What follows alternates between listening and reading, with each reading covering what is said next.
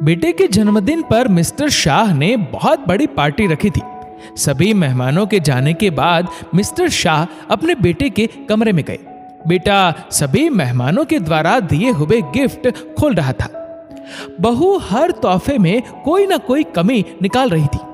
तभी बहू की माँ का दिया हुआ शर्ट बेटे मुकुंद ने खोला तो बहू बोली, ये किसने दिया है, कैसा कलर है? बेटा मुस्कुराकर बोला, मेरी सासू माँ ने दिया है। बहू घबरा कर बात बदलते हुए बोली, वही मैं कह रही थी, कितना अच्छा कलर है। बहू की बातें सुनकर मिस्टर शाह के चेहरे पर हंसी आ गई। फिर उन्होंने एक लिफाफा अपने बेटे की ओर बढ़ाकर कहा, ये रहा तुम्हारे जन्मदिन का तोहफा, शायद बहू को पसंद आए। मिस्टर शाह के हाथ में से लेकर मुकुंद ने तुरंत वह लिफाफा खोला। लिफाफे में नए फ्लैट के कागजात थे। गिफ्ट में नए फ्लैट के कागजात देखकर बेटा बोला, ये सब क्या है पापा? नया फ्लैट, मगर इसकी क्या जरूरत है? मिस्टर शाह मुस्कुराकर बोले, बेटा तुम्हारी शादी के बड़े अरमान थे। तुम्हारे होने के बाद से ही तुम्हारी शादी के लिए थोड़ा थोड़ा करके पैसे जमा कर रहा था, मगर तुमने कोर्ट मैरिज करके मेरे सारे पैसे बचा लिए।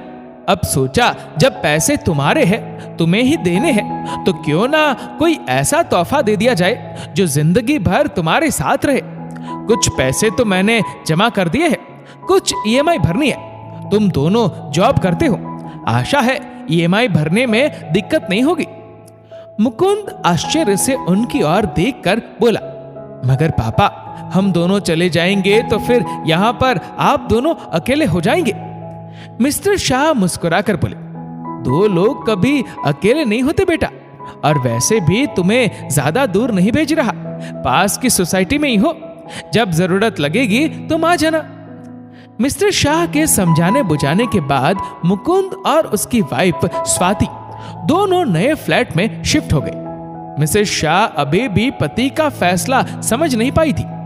उन्हें बेटे का इस तरह जाना अच्छा नहीं लग रहा था, मगर एक भारतीय नारी की तरह उन्हें बेटे के मोह से ज्यादा पति का सम्मान प्यारा था। इसलिए उन्होंने बेटे के सामने पति से कोई सवाल नहीं किया। फिर बेटे के जाने के बाद उन्होंने पति से सवाल किया, लोग बुढ़ापे में अपने बच्चों के साथ रहना चाहते हैं, मगर आप उनसे दूर। मुझे पता है आप उनकी शादी से खुश नहीं थे, फिर भी आपने स्वाति को अपना लिया था। फिर क्या कारण है कि आपने आज अपने बेटे को खुद से दूर कर दिया?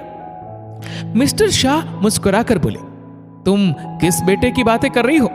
अब हमारा मुकुंद हमारा नहीं रहा, वह स्वाति का पति हो गया है।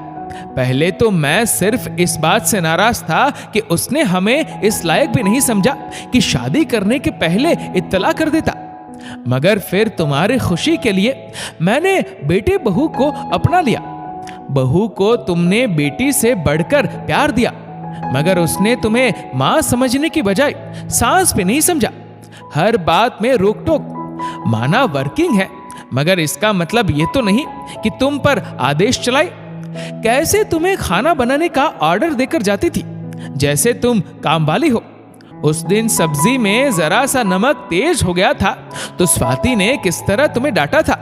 हमारे लाड साहब के मुंह से एक शब्द भी नहीं निकल पाया।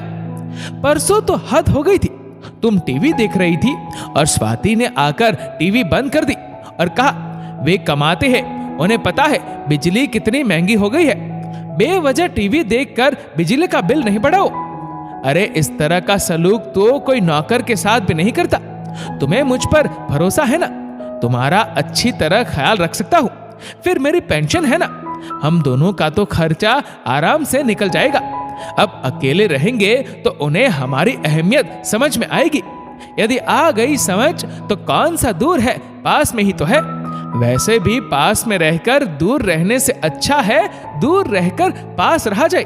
दोस्तों, इस वीडियो को लेकर आपकी क्या राय है, नीचे कमेंट करके जरूर बताएगा। और अगर आपको वीडियो अच्छा लगा हो तो इस वीडियो को लाइक करेगा, शेयर करेगा ज्यादा से ज्यादा लोगों तक, और ऐसे ही और भी इंस्पिरेशनल वीडियोस के लिए सब्सक्राइब करें हमारे यूट्यूब चैनल को और फेसबुक पर फॉलो करें हमारे पेज को। धन्यवाद।